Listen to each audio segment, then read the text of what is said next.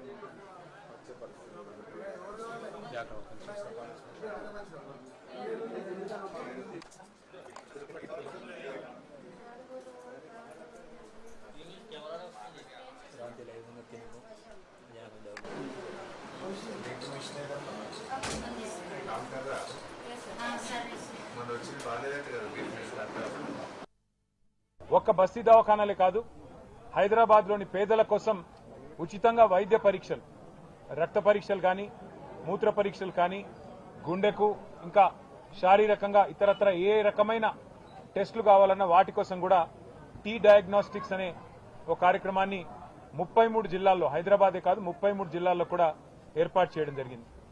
దాంతోపాటు ప్రజారోగ్యం మీద ప్రజలు బాగుండాలి, ముఖ్యంగా పేదలు బాగుండాలన్న ఉద్దేశంతో ప్రతి జిల్లాకు ఒక మెడికల్ కాలేజ్, భారతదేశంలో ఏ రాష్ట్రంలో లేదు, జిల్లాకు ఒక మెడికల్ కాలేజ్ ఏర్పాటు చేసి ప్రతి జిల్లాలో ఒక సూపర్ స్పెషాలిటీ హాస్పిటల్ని కూడా తీసుకొచ్చిన ఘనత కేసీఆర్ గారి ప్రభుత్వానికి.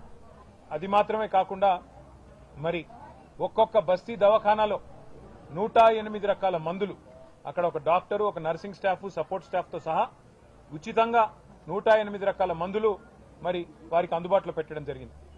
ఈరోజు బస్తీ దవాఖానాల పరిస్థితి ఏంది అంటే, కాంగ్రెస్ ప్రభుత్వం వచ్చినాక ఈ 2 ఏళ్లలో ప్రజారోగ్యాన్ని పక్కన పెట్టారు, కేవలం తమ స్వార్థం మాత్రమే చూసుకుంటున్నారు.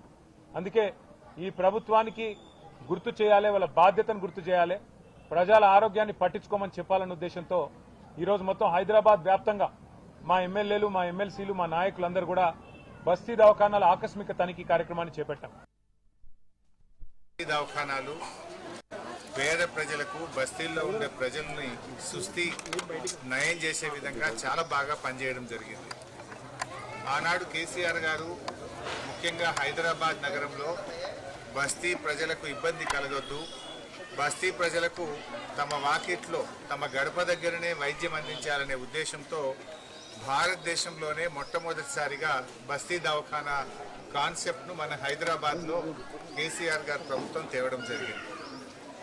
మొత్తం రాష్ట్రంలో 450 బస్తీ దవాఖానాలు పెట్టి అందులో 350 బస్తీ దవాఖానాలు హైదరాబాద్ నగరంలోనే పెట్టడం జరిగింది. ఆనాడు బస్తీ దవాఖానాల్లో 110 రకాల మందులు ఉచితంగా ఇచ్చేటువంటి ఫెసిలిటీ, 134 రకాల పరీక్షలు, వివిధ రకాల ల్యాబ్ టెస్టులన్నీ కూడా ఉచితంగా చేసి పేషెంట్స్ యొక్క మొబైల్స్కు పంపించేది. కానీ ఇలా 2 ఏళ్ల కాంగ్రెస్ ప్రభుత్వం వచ్చిన తర్వాత బస్తీ దవాఖానాలకే సుస్థి పట్టుకున్నది. అక్కడున్న డాక్టర్ గారిని పలకరిస్తే నాకు 3 నెలల నుంచి జీతం రాలేదు అన్నారు.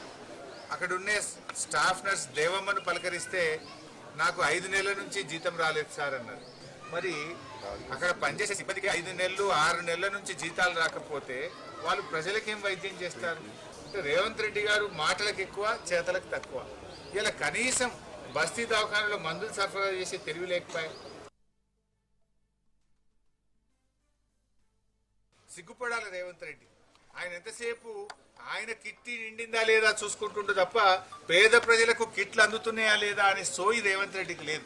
అరే కేసీఆర్ కిట్ పథకం వల్ల మనం అది కేసీఆర్ మీద కోపం కొద్దీ ఆ పథకం తీసేస్తే పేదలకు వైద్యం అందుబాటులో లేకుండా పోయింది, పేదలు ప్రైవేట్ ఆసుపత్రులకు పోయి అప్పుల పాలవుతుందనే సోయి రేవంత్ రెడ్డికి లేదు.